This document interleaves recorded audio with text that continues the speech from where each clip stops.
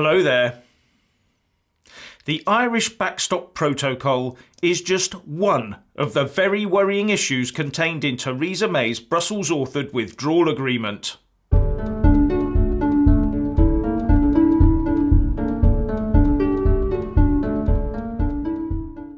Now, first some breaking news. UKIP has chosen Neil Hamilton to fight the Newport West by-election. Neil is currently a Welsh Assembly Member for the party. Now, I hear that Number 10 is insisting that the Attorney General, Geoffrey Cox QC, is still working on getting something out of the EU that would deal with Brexiteer concerns over the Irish Border Backstop Protocol part of the Withdrawal Agreement.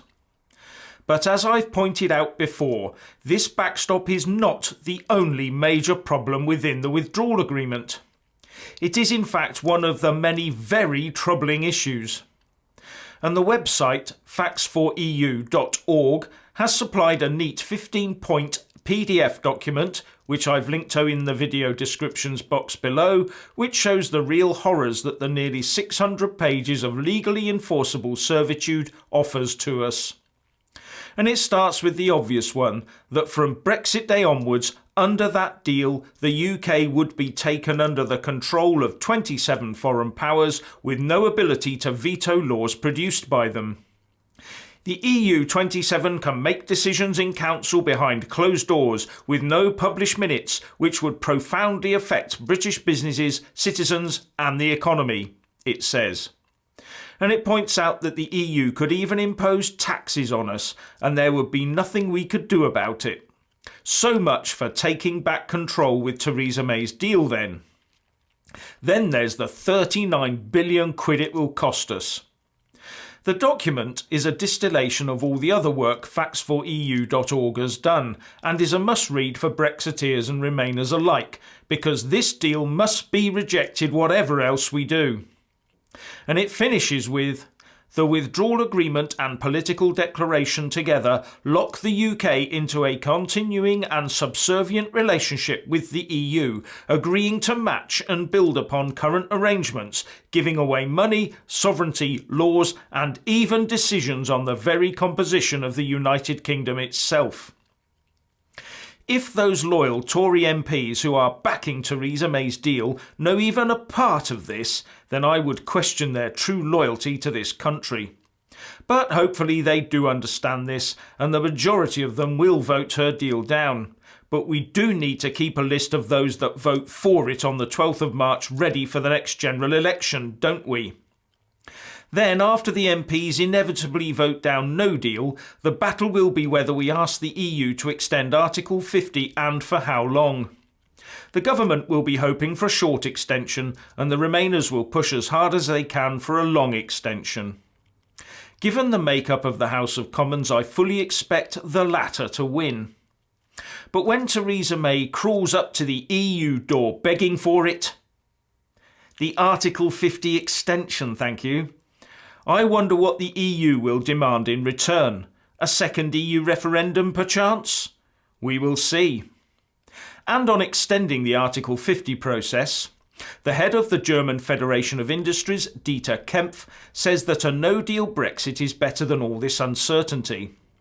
Dieter Kempf represents 100,000 companies with 8 million employees, and he says that German industry is prepared for a no-deal on the 29th of March, and any delay more than a couple of weeks would be pointless. Talking to a Dutch newspaper, he said, "My experience is that the economy can live better with bad conditions than with uncertainty." He also said that if the UK left without a deal, then it would probably cost Germany a further 0.4 or 0.5% growth. His view is that the deal Theresa May has come up with is the best possible agreement for everyone, and he also owned to giving out a sigh of relief when Jeremy Corbyn started talking about another EU referendum. So the real point here is that he will probably therefore be putting pressure on the German government to not give the UK a short Article 50 extension of more than a few days, but that a long extension that gives our Remain politicians a chance to swing a referendum could well be looked on favourably. If you take a quick look around the web and press, you will see quite a lot of this sort of talk. Can you detect an overall 2-year Article 50 extension narrative building up? This must be resisted at all costs, as it just piles more and more uncertainty onto the economy and can only damage the country. Finally, Global Britain has produced a briefing paper by former city strategist and now economic consultant Ewan Stewart called 82 Billion Reasons the EU Held Back the UK, How the EU is a Drag on UK Prosperity and Why We Must Seek a Global Future. I've left a link to it in the descriptions box below. The report has a foreword by Esther McVeigh, and in the executive summary, the author points out the stark truth of how badly the EU and Eurozone have performed over the years, how the UK has generally outstripped other EU nations, and how the EU single market is not central to UK prosperity. The report also compares the trade that the UK has with the EU now with what it could have been had the Eurozone economy matched the growth of the US. It starts by pointing out that in 1994 the US and the future Eurozone economies were of similar size at 24.9% and 24.5% of global GDP respectively. But that since then the US economy has grown to be 30% larger than that of the Eurozone. So the report estimates that UK-EU trade would have been around £355 billion last year, not the £274 billion it achieved. In other words, the EU's economic failure over the last 20 years cost the UK £82 billion in lost exports in 2017, or around 3.5% lost GDP each and every year. Far from being the catalyst for UK prosperity, the EU has been a dragweight. And the only answer that the Eurocrats and Remainers have to that would be, we must therefore have more and more EU. They're stark, staring, barking, aren't they? Anyway, please let us all know what you think by leaving a comment below, and thank you for watching.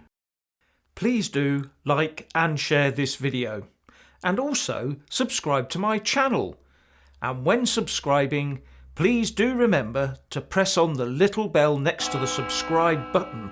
That way you'll get an alert every single time I put up a new video.